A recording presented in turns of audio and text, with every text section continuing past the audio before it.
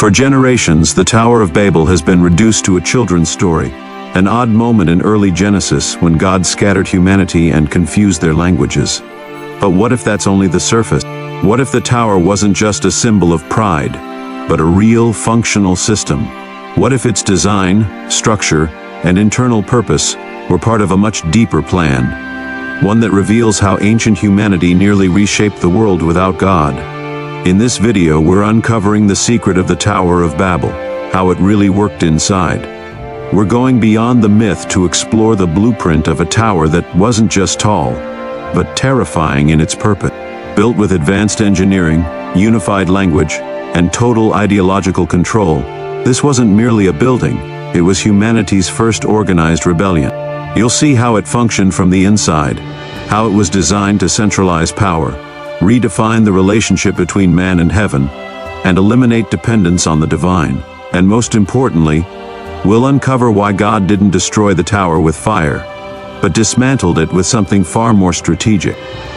If you're ready to discover the hidden mechanics behind one of the Bible's most misunderstood moments, like this video, leave a comment with your thoughts, subscribe to the channel for more powerful biblical investigations, and share this story with anyone seeking truth beneath the surface.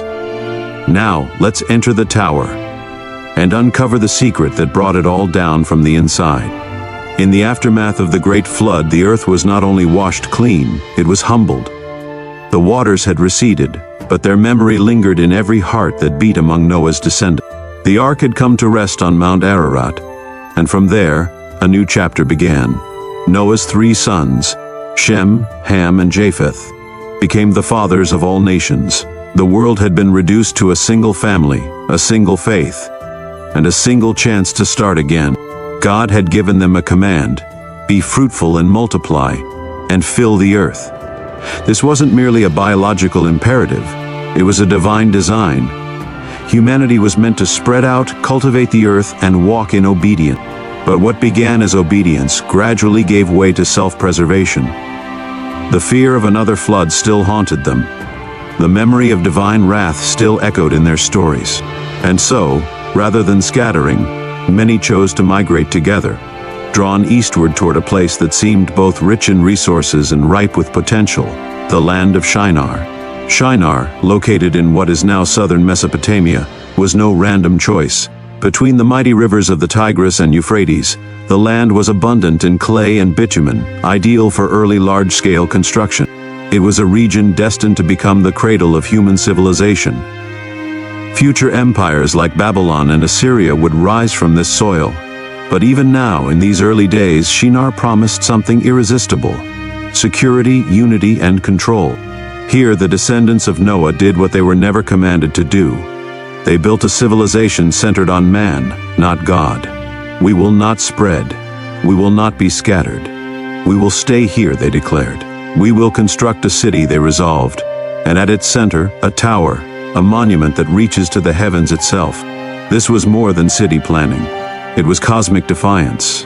They were not merely building with bricks. They were building a statement, a symbol of collective human strength, a permanent anchor in a world once swept away by divine judgment. The tower would become the heart of the city.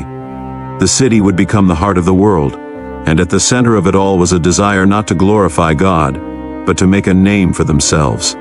A name that would endure beyond the flood, beyond death, beyond heaven's reach. This was the secret foundation of the Tower of Babel, not stone, but fear wrapped in pride. The flood may have ended, but the flood of ambition had just begun. In the days after the flood, the world had not yet splintered into tribes and tongues. Humanity shared one language, one shared system of speech that bound them together more tightly than bloodlines or borders. It was a universal code, spoken with one voice, understood in every ear, and wielded with astonishing precision. This wasn't just about speaking the same words, it was about sharing the same mental blueprint. Every command could be executed without hesitation. Every idea, no matter how complex, was instantly transmitted, processed, and acted upon. From stonecutters to city planners, from farmers to priests, there was no miscommunication, only momentum. The implications of this were immense. Without translation, time was never wasted. Without dialect, There were no debates over definitions. Without misinterpretation, there was no room for conflict. Every command was clear. Every task flowed seamlessly into the next. Instructions for brickmaking, measurements for tower steps, logistical plans for transporting materials, everything moved like a machine made of mind. The shared language became the architecture behind the architecture, the unseen force that made building faster than ever before. And what they were building was more than stone stacked upon stone. It was a civilization of singular thought, coordinated effort, and collective will. This linguistic unity didn't just facilitate communication, it amplified ambition. As they saw what they could achieve together, they began to believe there were no limits. With their voices in sync, their strategies aligned, and their labor harmonized, they became convinced nothing was beyond their reach. And so they set their sights on the impossible, not because they misunderstood heaven, but because they thought they could reach it. Their language became more than a tool. It became their power source. It was the foundation of the city, the infrastructure of the tower, and the spine of the rebellion. Without language barriers, they didn't just move quickly, they moved as one entity, a human machine ascending skyward, brick by brick, dream by dream. This was the secret engine inside the Tower of Babel, a perfect linguistic system fueling perfect coordination. The people didn't just build a tower, they built a unified world, with a single language as the invisible scaffolding holding it all together. And because of that unity, they believed not even God could stop them. What began as construction soon transformed into something far more dangerous, a revolt of the heart. The city was no longer merely a place of protection or prosperity. The tower was no longer just an architectural feat. It became a statement, a monument to autonomy, a rebellion in stone and mortar. Let us make a name for ourselves, they declared. It was not a plea for remembrance. It was a cry for glory without God. Their ambition was not to dwell with the divine, but to dismantle dependence on Him altogether. They sought permanence not by God's covenant, but by human achievement. Their goal was to secure their legacy so that they would never be forgotten, never scattered, never vulnerable again. At the center of this rebellion stood a man whose name would echo through scripture and history, Nimrod. Nimrod was more than a hunter of beasts.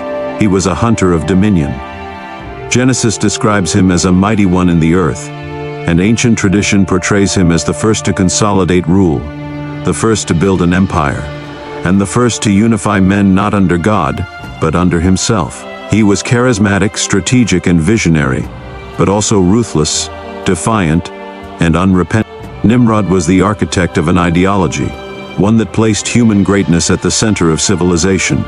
Under his leadership, the people did not invoke the name of the Lord. They sought to exalt their own. The tower, therefore, was not just an engineering project. It was a religious and political manifesto. We will ascend. We will rule. We will become as God. And so, brick by brick, they built more than a structure. They built a system of self-exaltation, one that rejected dependence on divine mercy and replaced it with the illusion of human control. They feared being scattered across the earth, as God had commanded. Scattering meant vulnerability, isolation, a loss of power. To remain unified was to remain strong, and to remain strong, they believed, they had to become independent of divine rule. The tower would be their anchor, a defiant center of gravity, drawing all humanity inward, under one name, one ruler, one language, and one God, man himself.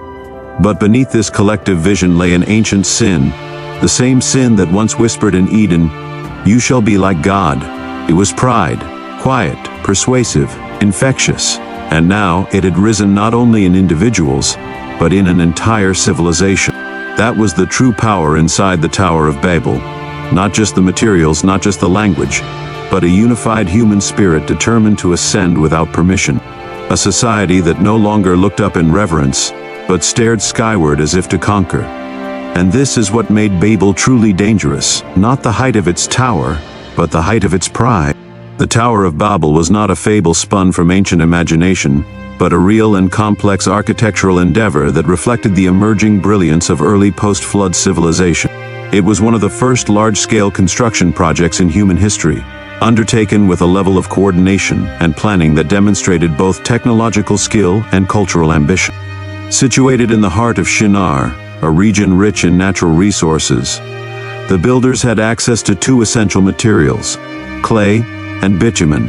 Clay, when formed into bricks and baked in kilns, became exceptionally strong and resistant to weathering, unlike the more fragile sun-dried mud bricks used in earlier times.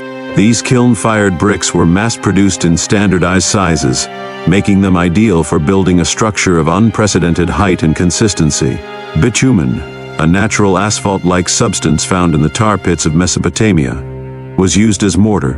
Not only did it bond the bricks securely, but it also provided water resistance, a significant choice considering the collective trauma still lingering from the global flood. In effect, the builders were not only attempting to reach upward, they were building a structure that could withstand the wrath of heaven should it ever return. Architecturally, the tower was almost certainly designed in the form of a ziggurat, a stepped structure that reflected a uniquely Mesopotamian approach to sacred architecture. Unlike the smooth-sided pyramids of Egypt, ziggurats consisted of massive rectangular platforms stacked one upon another, each tier smaller than the one below it, forming a giant staircase ascending toward the sky. In the ancient world, mountains were often considered sacred places where the divine and mortal realms could meet. With no such mountains in the flat plains of Shinar, humanity sought to replicate one, manufacturing elevation as a way to force a divine encounter. The Tower of Babel, then, was not merely a building, it was a theological statement, a man-made mountain intended to bridge earth and heaven on human terms. The interior of the tower was far more than empty chambers or simple scaffolding. It functioned as a vertically integrated complex designed to support both the physical and ideological demands of the city it anchored. Spiral ramps or sloped staircases likely wound around the structure, enabling movement between levels. Strategic storage areas within the tower housed essential supplies, bricks, tools, food, and ritual items necessary to maintain a large permanent workforce. Central meeting spaces were probably used for managing logistics and coordinating labor, as well as for organizing religious and civic functions. Religious expression, however, was not directed toward the Creator. The altars and shrines embedded in the tower's chambers were likely dedicated to deified forces such as the sun, moon, stars, and possibly even to man himself. These were not spaces of humble worship, but of idolatrous self-glorification and cosmic ambition. From high observation platforms, early astronomers and priests may have studied the stars, not to honor God's creation, but to calculate, control, and define their own cosmic narratives. At the very summit, ancient tradition and archaeological parallels suggest there may have been a sanctuary or temple, what the Babylonians later described as a gate of the gods. But unlike biblical sanctuaries meant to welcome God's presence descending to his people, this structure symbolized humanity's desire to ascend uninvited. The height of the tower was not just architectural, it was ideological. It represented the belief that humanity, by its own strength, could penetrate heaven's boundary and reclaim what was lost in Eden without the need for divine permission. The real brilliance and the real danger of the tower was how it functioned as a complete system. It was not merely a pile of bricks, it was a carefully engineered structure built to support a specific worldview. The organization of its physical layers mirrored a deeper ideological ascent, a worldview that placed humanity at the center of all things, elevated through technology, unified speech, and centralized control. Each level served not just a practical function but reinforced the hierarchy, values, and theological assumptions of the builders. The tower was a kingdom embodied in stone, with Nimrod's ambition embedded into its core. It was a city-temple hybrid that blurred the lines between religious structure, political authority, and humanistic ideology. Everything about the tower, from its materials to its layout, was optimized to sustain a self-sufficient civilization that no longer depended on the Creator for its meaning, purpose, or protection. What made the Tower of Babel so extraordinary was not simply how tall it aimed to be, but how terrifyingly effective it was as a prototype for empire building. It functioned as a vertically ordered society, governed by control, fueled by shared language, and crowned with spiritual rebellion. It was not merely a monument, it was an entire worldview made visible in architecture. The people of Babel were not just trying to build higher, they were trying to take control of heaven itself, to replace God's authority with their own centralized system of rule. In that sense, the Tower of Babel was humanity's first collective attempt to institutionalize rebellion through a structure designed not only to elevate the body, but to exalt the will of man above the will of God.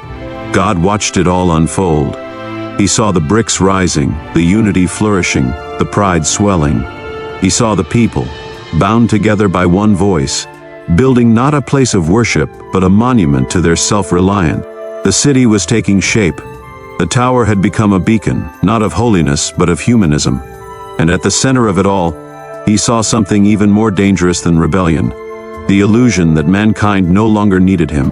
But God's judgment, when it came, did not thunder from heaven. There was no fire, no earthquake, no windstorm. No angelic army descended to tear down the walls or scatter the builders by force. Instead, God aimed directly at the operating system inside the project, the invisible network that made everything work, their language. Behold, they are one people, God declared, and they all have one language. And this is only the beginning of what they will do. Nothing that they propose will now be impossible for them. Genesis chapter 11 verse 6. These words were not a compliment. They were a warning. God saw that if humanity continued on this path, unified, self-exalting, technologically unrestrained, they would spiral into corruption and idolatry on a global scale. Just as the sons of men before the flood had spiraled into wickedness when left unchecked, this new generation, drunk on progress, would soon replace God not just in speech, but in culture, government, and religion. And so God intervened, not out of fear but out of sovereign wisdom. He did not strike the tower, he struck the tongues. Without warning, the workers' voices fractured. A mason asking for mortar heard gibberish in reply. An engineer giving commands found his crew staring in confusion. Plans were lost in translation. Arguments broke out. Progress stopped. Coordination collapsed. What had once been an unstoppable empire of language became a cacophony of misunderstanding. It is one of the most strategic judgments in all of Scripture. God did not destroy what they had built. He simply made it impossible to continue. With a single act, confusing their language, he dismantled their ability to cooperate. What united them was undone at the root. The tower, so meticulously planned from the inside, now stood still, a monument to arrested ambition. God's brilliance was in the subtlety of the strike. He knew that to stop a system as vast and intricate as Babel, he didn't need to destroy walls. He only needed to disrupt the one thing that kept it running: understanding. The first global project collapsed not with fire, but with frustration, not with war, but with wordlessness. And in doing so, God reminded humanity that no structure, no matter how technologically advanced, can rise higher than the authority of the one who gave them breath. This was the secret judgment inside Babel, not an act of violence, but a divine reset of power. Babel was not destroyed from the outside, it was dismantled from the inside. The unraveling of Babel's unity was not gradual, it was immediate and complete. In a single moment, without warning or visible catastrophe, the world's most ambitious human enterprise came to a sudden halt. 1 second, the tower was alive with the precise rhythm of coordinated labor, thousands of voices moving as one, hammers striking in tempo, commands echoing clearly through ascending scaffolds. Every segment of the project, from ground-level foundations to upper chambers, operated like a living organism, bound by shared speech and synchronized intent. Then, in an instant, that invisible thread was severed. The once unified voice of the people fractured into a cacophony of sounds that no longer fit together. Workers who had spent years side by side could no longer communicate even the simplest request. A foreman's call for mortar was met with blank stares or the wrong materials. A mason's question was misheard as an insult. Supervisors shouted directives that no one could follow. As the linguistic infrastructure disintegrated, so did the ability to function as a team. The first consequences were confusion and inefficiency, but those quickly escalated into frustration, suspicion, and open hostility. Accusations flew. Arguments broke out across work crews. Small misunderstandings snowballed into full-blown dispute. Laborers began abandoning their posts, not out of rebellion, but because there was no longer any clear instruction to follow. The flow of materials stopped. Supply chains broke down. Tools were left on the ground. Bricks sat in heaps, untouched. The towering structure, once rising confidently into the sky, now stood silent, surrounded by scattered groups shouting past one another with no hope of resolution. What made the Tower of Babel so formidable had not been its height or its materials. It had been the efficiency born of linguistic unity. That language, that single unifying tool, had allowed vast numbers of people to build as one. But the moment that unity was taken away, the structure became hollow. Babel did not fall because it was physically weak. It collapsed from within because the people no longer shared the one thing that made their progress possible: understanding. The psychological impact was just as devastating as the practical one. With comprehension gone, trust eroded almost immediately. If a man could no longer speak to his neighbor, how could he build with him, live beside him, or make plans for the future? Confusion bred fear, and fear broke the bonds that had held this society together. Relationships disintegrated. Social cohesion vanished.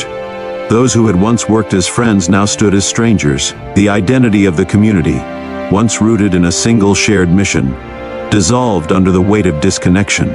Throughout the unfinished tower, from its lowest storerooms to its highest construction tiers, the same pattern repeated. The plans that had been so meticulously followed now meant nothing. Diagrams became useless. Orders were abandoned. There was no rebellion, no civil war, no external enemy. Only a complete collapse of meaning. And as the days passed, the people began to understand that what had happened was not a coincidence or natural failure. It was deliberate. It was divine. They began to recognize that this sudden inability to communicate was not merely an inconvenience. It was an intervention. They had attempted to rise to the heavens in defiance, to make a name for themselves without God. But now they could not even speak their own names to one another. What they had imagined as the triumph of human willpower had turned into a humiliation too profound to reverse. They were not cast down from a great height. They were rendered incapable of rising further. And so the Tower of Babel was left unfinished, not because its stones were too heavy or its foundation too weak, but because its builders were no longer one people. Its collapse was not marked by fire or earthquake, but by silence, confusion, and dispersion. Its fall was not heard in the noise of destruction, but in the absence of understanding. What remained was not a ruin in the traditional sense, but a monument to fractured ambition. The skeletal structure of the tower may have continued to stand for some time, but its purpose had vanished. It was no longer a symbol of unity or progress. It became a permanent reminder of the limits of human pride and the fragile nature of cooperation when severed from divine order. The Tower of Babel was the first and last of its kind. It revealed that humanity's greatest weakness is not in its lack of ingenuity or strength, but in the condition of its heart, especially when that heart seeks greatness apart from the God who gave it the power to build in the first place. The collapse of language at Babel triggered an immediate breakdown in the social and structural cohesion of the city. What had once been a unified people working toward a shared goal quickly fragmented into isolated groups, no longer able to communicate across the wider community. Individuals instinctively gravitated toward those who still understood them. These new language groups were not organized along family lines or tribal heritage, but rather along a sudden and urgent linguistic affinity. In that moment of confusion, people were forced to make a simple but decisive choice: stay with those who speak as you do, or be cut off entirely. This marked the beginning of a radical transformation in human civilization. The project that had united all people under one language in one city was now irreparably divided. The tower stood unfinished, abandoned in its ascent. As the workers dispersed in every direction, they left not according to a premeditated plan, but as a reaction to the impossibility of continuing life in a society where communication had broken down. The once bustling construction site was reduced to a monument of silence and disconnection. Shinar, which had been envisioned as the permanent center of human achievement, was now the epicenter of global dispersion. What followed was not a typical migration, but a divinely orchestrated scattering of civilizations. It was not merely about geography. It was about decentralization of power, thought, and culture. The builders of Babel had attempted to establish a centralized world, a single city controlling the destiny of mankind, governed by a shared language and a unified ideology. But in direct response, God distributed humanity across the earth, severing the possibility of another unified rebellion of such scale. This dispersion fulfilled the original command given after the flood, to be fruitful, multiply, and fill the earth. But now it was accomplished through divine intervention rather than voluntary obedience. As groups moved into new regions, ranging from open plains and river valleys to coastal shores and mountainous highlands, they began to adapt to the particular needs and opportunities of their environments. Over time, the new languages continued to evolve, creating increasingly complex linguistic systems that were unique to each community. These languages did more than allow for communication; they shaped identity. The development of dialects led to the emergence of new traditions, storytelling methods, spiritual beliefs, artistic expressions, and social structures. In this way, the confusion of Babel became the catalyst for the birth of distinct cultures. This scattering set in motion the formation of the world's earliest civilizations. Some settled in Mesopotamia and gave rise to the Sumerians, who developed one of the first known systems of writing. Others moved southwest and became the Egyptians, establishing an empire along the life-giving Nile. Indo-European peoples migrated westward, laying cultural foundations across Europe. The Semitic peoples remained in the Near East and contributed deeply to the spiritual and intellectual traditions that would shape the ancient world. Meanwhile, other groups spread into Asia, Africa, and beyond, each developing unique languages, systems of governance, religions, and mythologies. In every one of these peoples, there remained distant echoes of a moment when humanity had once been one, when they had shared the same words, the same labor, and the same dream. But what may have looked like a division from a human perspective was in fact preservation from God's point of view. By breaking the unnatural unity that had hardened into rebellion, God prevented the rise of a singular human empire that could once again plunge the earth into corruption, idolatry, and moral decay. The scattering was not a curse but a safeguard, a divine check against the dangers of centralized pride and unchecked ambition. It ensured that no single group could ever again dominate the course of human history with the same totalizing power as Babel had attempted. In the ruins of that unfinished tower, God sowed the seeds of human diversity. Through the loss of one voice came the birth of many. Out of the failure of one empire came the beginning of many civilizations. And although humanity was divided in language and location, it was never severed from its original story. The memory of Babel endured in myths, oral traditions, and religious texts. It was not simply remembered as a tale of confusion, but as the turning point in human destiny, the moment when nations were born, cultures were shaped, and the limits of human pride were clearly defined. This is the deeper reality of how the Tower of Babel truly worked on the inside. It was not just a hub of architectural innovation or political ambition. It was the crucible in which the global family of humanity was reshaped. The inside of Babel was not only built with bricks and bitumen, but with the raw materials of identity, unity, rebellion, and divine redirection. It was there, at the very heart of human ambition, that God divided for the sake of saving. The story of the Tower of Babel is not simply a historical account or theological footnote. It is a comprehensive revelation about human nature, divine sovereignty, and the hidden mechanics of how civilizations rise and fall from within. What makes Babel unique is that its collapse was not caused by external war, natural disaster, or resource failure. It fell because the internal structure that held it together, human language, cooperation, and ambition, was deliberately fractured by God. This was not an arbitrary punishment. It was a precise and purposeful act of divine intervention aimed at protecting humanity from its own capacity to unify around pride rather than truth.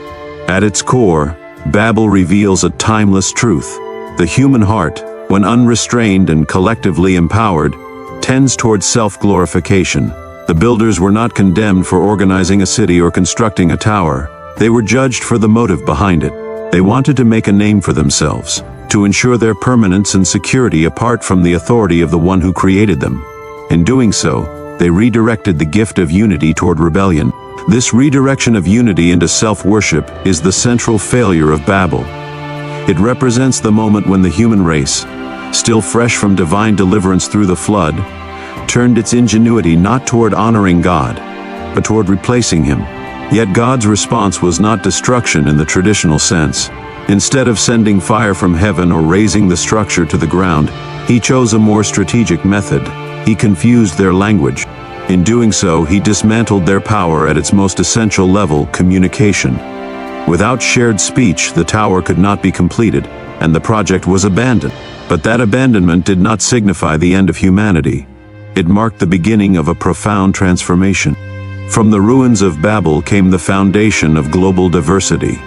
As people scattered across the continents, they took with them new languages, unique identities, and the seeds of future civilization. What may have appeared as a curse was in fact a divine redirection. God did not erase the human race. He preserved it by ensuring that no single group could again consolidate so much power with so little accountability. The division of language prevented the rise of another Babel, a centralized empire unified by pride and immune to moral restraint.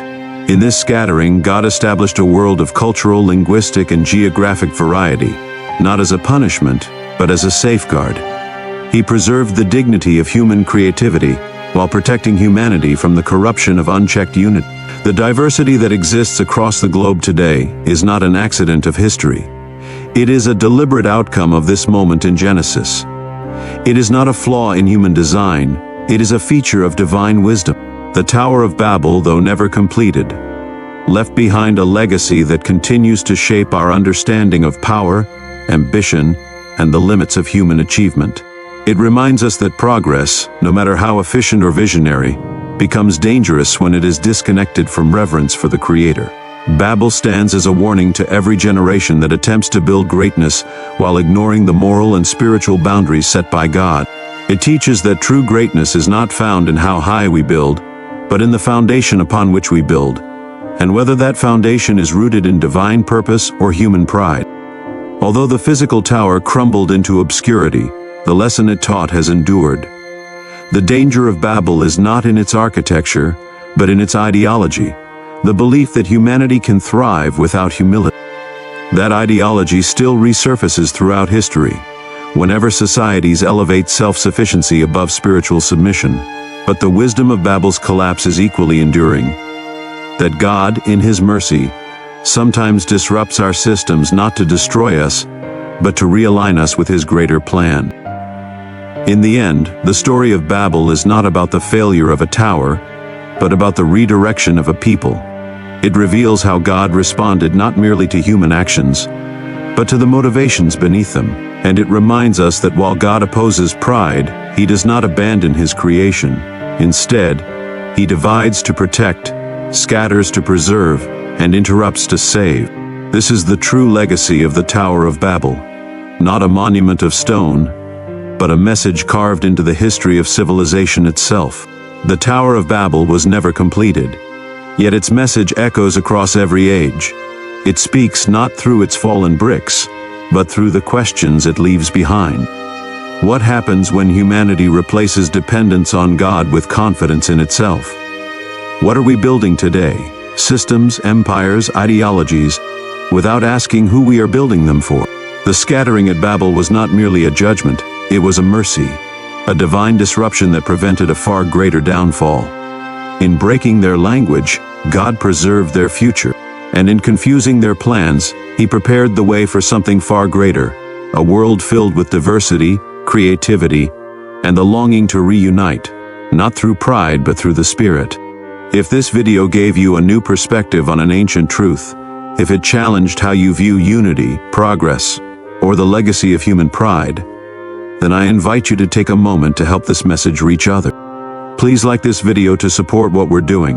Leave a comment below with your thoughts, insights, or questions. I read every one. Subscribe and turn on notifications so you won't miss the next deep dive into biblical mystery. And if you know someone who needs to hear this story, someone searching for truth in a noisy world, please share this video with them today. Thank you for watching, for listening, and for walking this journey with me. Whether this is your first video or you've been following this channel for a while, I am truly grateful for your time and support. Until next time, keep seeking truth, keep building wisely. And remember, no tower built without God can ever stand.